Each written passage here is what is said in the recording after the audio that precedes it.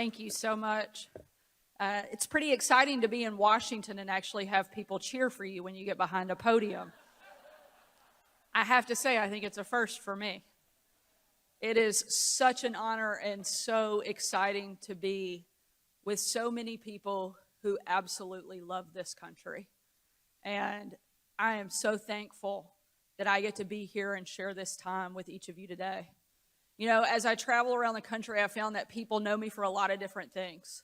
I have some good, some not. I have found that people know me as Mike Huckabee's daughter. Everywhere I go, I get asked about my dad. I had a lady come up to me the other day and say, "Do you ever get sick and tired of people asking you about being Mike Huckabee's daughter?" I said, "Absolutely not." Because not only was he one of the best governors my state has ever seen, he's one of the best governors our country has ever seen. And more important than that, he's one of the very best people I have ever known.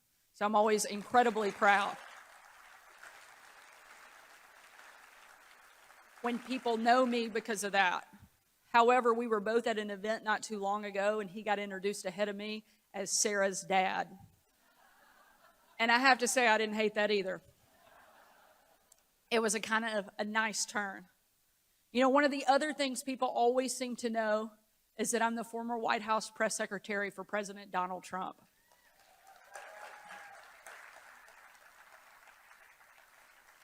And that, too, is something I am incredibly proud of. I'm proud of the fact that I worked for a president who understood what America First was, unlike the weak and incompetent leadership that we have in Washington, D.C. right now. I'm proud of the fact that we had a president who delivered on the America First agenda every single day, on lower taxes, securing the border, taking on China in a way that had never been done before, actually fighting for the American worker, and delivering a conservative Supreme Court that gave the pro-life community the greatest win in the history of the United States.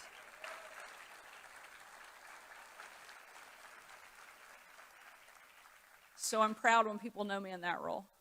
And now I'm very excited and proud of the fact that the people in my home state of Arkansas know me as the Republican nominee for governor. That's something I'm very proud of. And while each of those things are amazing, and I'm always thankful for those associations, the greatest title I have had and will ever have is that of being a mom. As Brooke mentioned, I have 3 incredible kids, Scarlett, Huck, and George, who are 10, 8, and 7. They keep us on our toes. In fact, when I started at the White House, my kids were 5, 3, and 1. Let that sink in for just a minute. I think I was one of the only people that came to the White House to get a break because it was actually easier than being at home trying to help raise our 3 kids. But my kids not only helped to remind me of what was important and what was at stake every single time I walked into that building and as I'm running for office now, but they also kept me humble. Not too long ago, our daughter Scarlett, who's 10 going on 25, was getting ready for her first ever father-daughter dance. It was a really big deal at our house. My daughter had clearly seen one too many princess movies because she had a perfect vision of what that night was going to look like. And it was my job to execute it flawlessly. So we spent the entire day making sure the hair, the dress, the nails, everything was perfect. And she didn't just want to go to the dance, she wanted the big reveal. She wanted to come down the stairs and her Prince Charming, my husband, to be standing there waiting with a very specific flower in hand. And so I'm putting the final touches on Scarlett, and I'm telling her how proud we are of her, how thankful I am that God chose us to be her parents, how beautiful she is on the inside and the out. As I'm having this moment, I start to get emotional, thinking that we're sharing this really special time. And as I'm tearing up and getting emotional, Scarlett reaches up and pats my shoulder, says, "It's okay, Mommy. One day you can be pretty too." So just for a moment, you know, you can come into a room like this and people cheer and clap when you come in, and you start to think, you know what? I may not be that bad after all. And then you go home, and your kids remind you very quickly, you are actually not that special after all. And my kids do that. They keep me humble.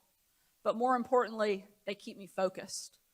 They make sure that I remember that every single thing that we are working on, every single thing that an organization like America First is doing will have a direct impact on the life of my kids. The reason I'm running for office is because I love my country. I love my state. And I want my kids to inherit the same Arkansas and the same America that I grew up in. But the one that it will get is not going to be the one that we had if we don't fight for it. If we don't make sure that we are doing things that are putting our country first. If we don't do things that are helping fight for the American worker, lower taxes, secure our border. Those are things we have to spend time on. Make sure we're delivering on. Educating, not indoctrinating our kids. Making sure that we are actually rewarding, not penalizing hard work. And those are things that this organization is very focused on and why I'm proud to be here today. Over the course of the 2.5 years that I spent at the White House, one of the most incredible opportunities I had was getting to travel with the president literally all over the world. Went to nearly 30 different countries with him. And every single place we went, I was reminded of what an incredible blessing it is to wake up every single day and call myself an American.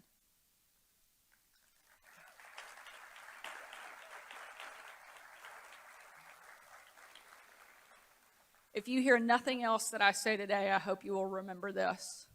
America is the greatest country that the world has ever known, and we should never apologize for it.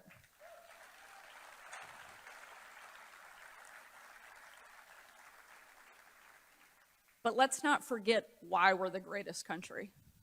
America's the greatest country the world has ever known because we're the freest country the world has ever known. But that freedom was anything but free. In each of those trips that we went on, we got to be surrounded by the greatest of those among us, the men and women in our armed forces. On one particular trip that we went on, it was unlike anything any of us had ever done before and probably will ever do again. It was December 25th of 2018. It was Christmas night.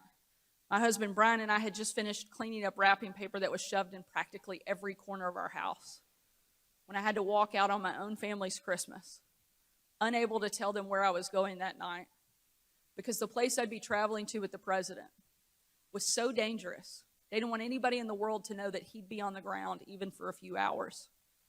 Yet we have men and women who live there serving, sacrificing, missing every holiday with their family so that we get to live free in this great country. When we boarded Air Force One, it was in a way that none of us had ever done before, in total darkness. There were no lights on the plane, no lights on the runway. The shades were pulled down, our cell phones were turned off. We were going as far off the grid as you could go.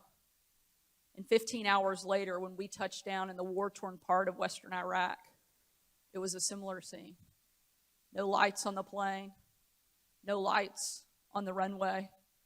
The only thing you could see was a glimmer of light coming from about a mile away from where we had landed. The reason there was light coming from that location was a dining hall packed full of hundreds of troops who had absolutely no idea that the president and first lady were about to walk in. And when they did, a sight and a scene and frankly a sound that I hope I never forget unfolded. You had men and women from every region of the country, every political party, every religion, every demographic you can imagine represented in that room. But in that one moment, in perfect unity, they chanted over and over and over again, USA, USA, USA.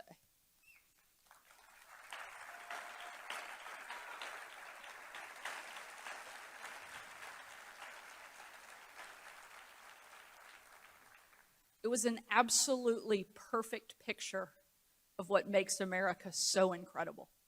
Men and women willing to put everything on the line. In many cases, making the ultimate sacrifice so that each of us get to live free in this great country. As the president and first lady started to make their way around the room, one of the young soldiers yelled from the back. He said, "Mr. President, I re-enlisted in the military because of you." And the president said, "And son, I'm here because of you." It was an incredible moment of two people serving in completely different capacities, but in that moment, fully committed to doing everything they could in the fight for freedom. As the president walked off and continued thanking each of the soldiers, that young man came up to me. He said, "Sarah, you have a tough job." I thought, "Are you kidding? I take questions. You take bombs and bullets." I said, "What I do is nothing."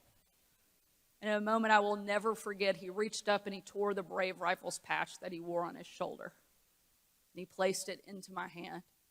He said, "Sarah, we are in this together." Ladies and gentlemen, that's who we are as a country. That young man and everyone that serves alongside him, all of those who have come before him, and the thousands that we know that will be called upon to come after, deserve to know that they have a country and a community of people back home that are doing their part in the fight for freedom. I know by your presence here today, you care about this country, that you love this country. And I ask that we follow what that young soldier said, and that we do it together, that we fight for the preservation of America so that we have the ability to pass that freedom down to the next generation. That's our moral obligation that we have. That's why this organization is important. That's why each one of us being part of the fight is so important. We're not all called to serve on the physical battlefields of Iraq. Frankly, we're not all called to run for office. But we do all have a part to play in making sure that the greatness of America continues and that our kids get to enjoy it in the same way that we do. Thank you so much for being here. Thank you for letting me be a part of this special day. God bless you.